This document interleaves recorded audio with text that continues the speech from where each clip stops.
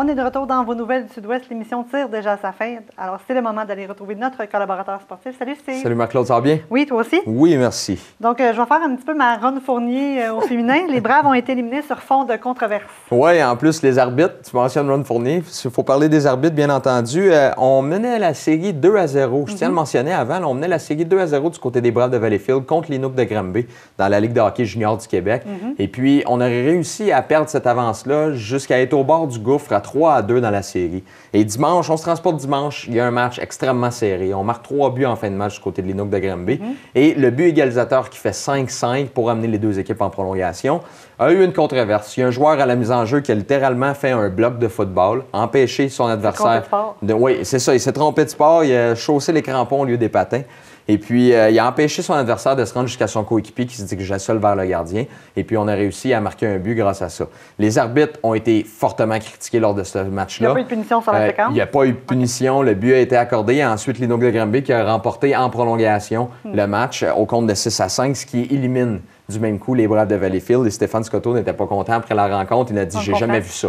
Il dit « J'ai jamais vu ça, des buts rapides comme ça. Chapeau à l'autre équipe. Ils ont marqué rapidement. » Il dit « Mais une situation comme ça, il dit c'est littéralement un pic dans l'expression anglophone du football. Là. » Il dit « C'est un bloc. Il a joué le piquet devant l'autre joueur, l'a empêché de passer. » Il dit « J'ai jamais vu ça là, dans ma carrière. » Ça fait longtemps qu'il est entraîneur au niveau du hockey.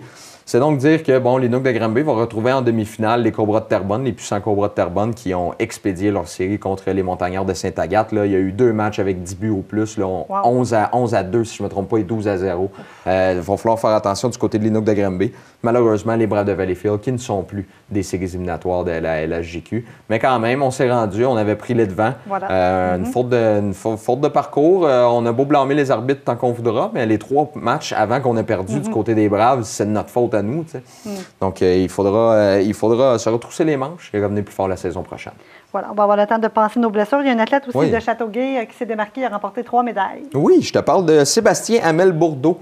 Qui faisait partie des mondiaux d'hiver des Olympiques spéciaux qui se déroulaient en Autriche du 14 au 25 mars. Bien, lui, il fait de la course à raquettes. Et puis, il a participé à 2 épreuves, le 1600 mètres et le 5000 mètres. Il a raflé l'or aux 2 reprises, en plus de battre un record. Et ensuite, au relais 4x400 avec ses coéquipiers, il a réussi à rafler la médaille d'argent. Donc, une très belle performance. Il vient tout juste de revenir en plus. Ça s'est terminé le 25 mars. Et puis, il y a une entrevue là, sur le soleil de Châteauguay. J'invite tous les gens à aller voir ça.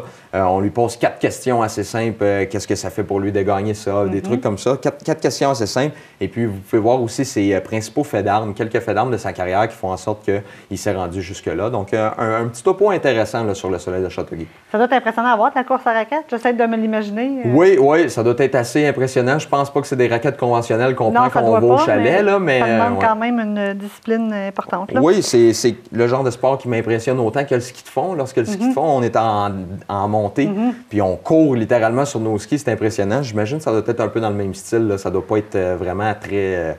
On ne doit pas bouger habilement avec ça. Non, c'est ça. Sûrement pas. Et du côté du festival au galop, la programmation donc est définie. Là, on sait les dates. Oui, on sait les dates. 2 journées, le 8 et 9 juillet 2017. Réservez votre week-end. Et en plus, il y aura 2 programmations. Une programmation tant pour les petits et les grands. Donc, ça va être plaisant pour les enfants qui vont se présenter. Sport équestre, le festival Saint-Lazare au galop. Là, je vous le rappelle, qui avait nommé son président d'honneur, PJ Stock, qui est résident de Saint-Lazare depuis plus de 10 ans. Donc, c'est son chez lui maintenant, c'est sa ville d'adoption. Donc, il était très content. Et puis, tous les fonds qui vont être amassés pendant le festival Saint-Lazare au galop, qui vont être donnés à la Fondation SLA, en plus du Centre équestre thérapeutique Marie-Laurence. Donc, c'est un très beau geste. Une bonne cause, on va avoir beaucoup de plaisir. Le sport équestre, on sait que c'est très populaire au Québec quand même, si on pense à Saint-Tite à toutes les années. Mais Saint-Lazare, c'est tout près ici. Pourquoi pas aller là? Pourquoi pas aller jeter un coup d'œil avec une programmation qui est intéressante? Il y a des opportunités de vente pendant le festival. Il y a des opportunités de commandite aussi. Donc, j'invite les gens à aller se renseigner sur le sujet. Ça va être un festival assez intéressant. Donc, 8 et 9 juillet, on écrit ça dans notre calendrier. Merci, Steve. On te reparle la semaine prochaine. Sans faute.